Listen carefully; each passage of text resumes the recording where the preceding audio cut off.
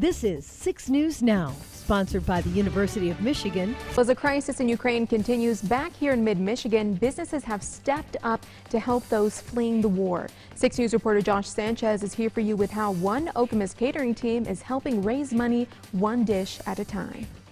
Sarah John Police with Gators Grill says he doesn't have a personal connection to Ukraine, but Police says as he sees images of families caught in the middle of the war zone, he knew he could not sit by and do nothing.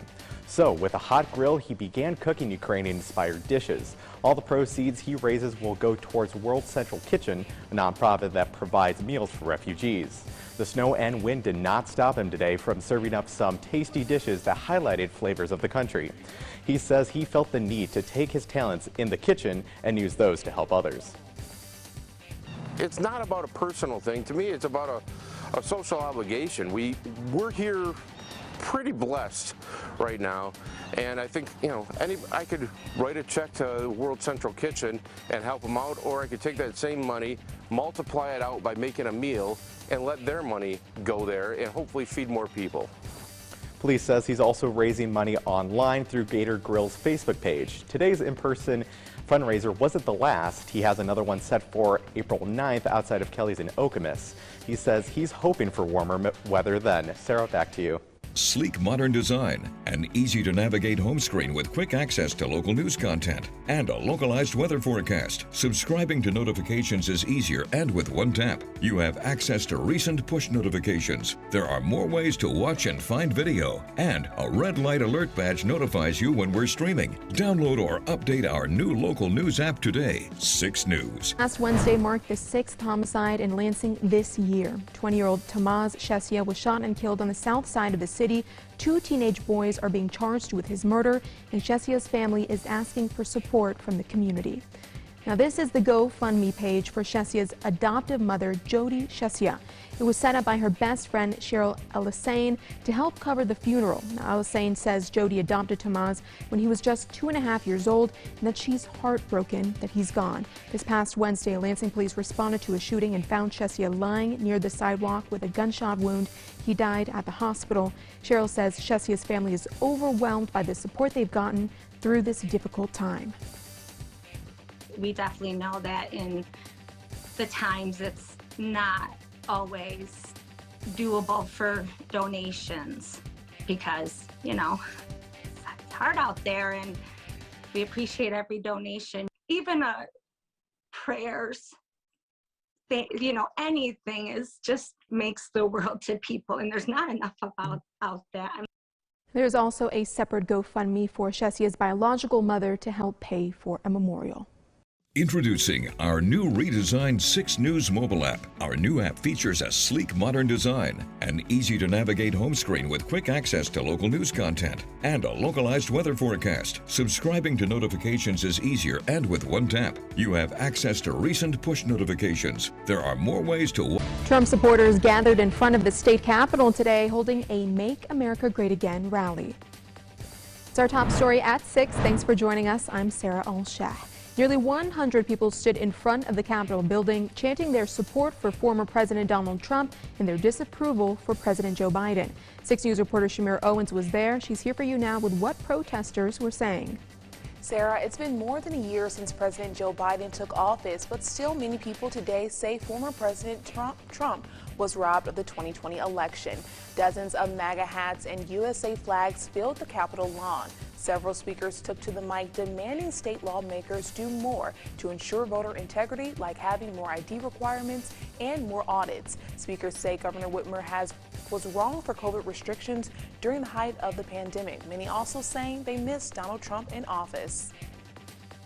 He loved this country, and he loved the people, and he supported them, despite what people might think about him personally. Look at all the data that comes out now, and it shows how the masking was worse for the kids than the COVID was. We want to keep people safe, and I understand that, but at the same time, give people their freedom. Introducing our new redesigned 6 News mobile app. Our new app features a sleek, modern design, an easy-to-navigate home screen with quick access to local news content, and a localized weather forecast. Subscribing to notifications is easier, and with one tap, you have access to recent push notifications. There are more ways to watch and find video, and a red light alert badge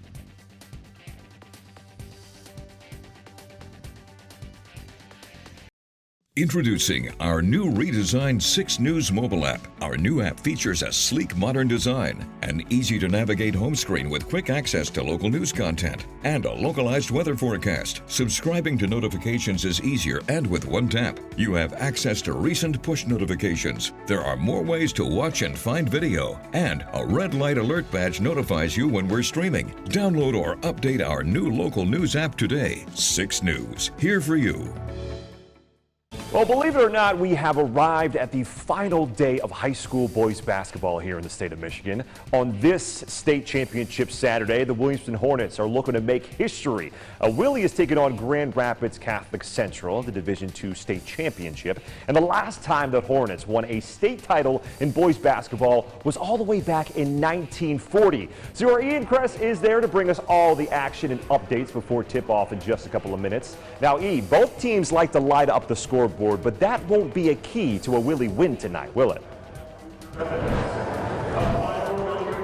Hey, Nick, yeah, the key tonight for Williamston, and not to sound too cliche here, will be defense in order if they want to win a championship, because that is what the Hornets have stood for all season long, allowing just under 39 points per game.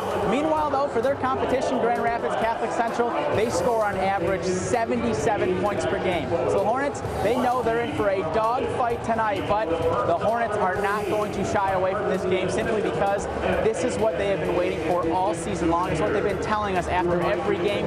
This is the moment and the game they want to get to. And for head coach Tom Lewis, his motivation to win a state championship comes when he shows up to work every day and sees a picture that was taken 82 years ago.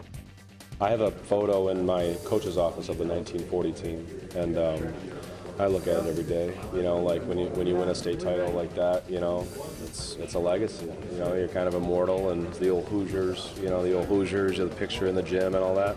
We haven't talked about that as far as historical. We've just wanted to do it. I don't know if words can really explain the excitement for it, but I mean, the last 32 minutes is kind of sad, but again, we're playing in the biggest game of all of our lives. So with this being, of course, the players' biggest game of their lives, we're going to treat this like the biggest game of our lives and have full coverage of Williamston's Division II state championship game tonight on 6 News at 11. For now, though, Nick, I'll send it back to you. This is 6 News Now. We will begin in 60 seconds.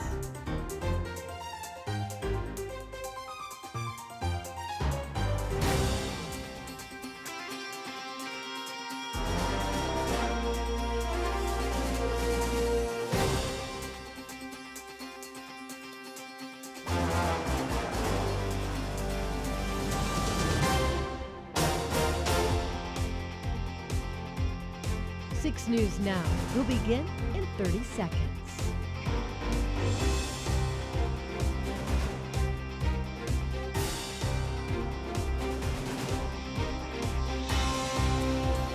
Don't go anywhere. 6 News Now will begin shortly.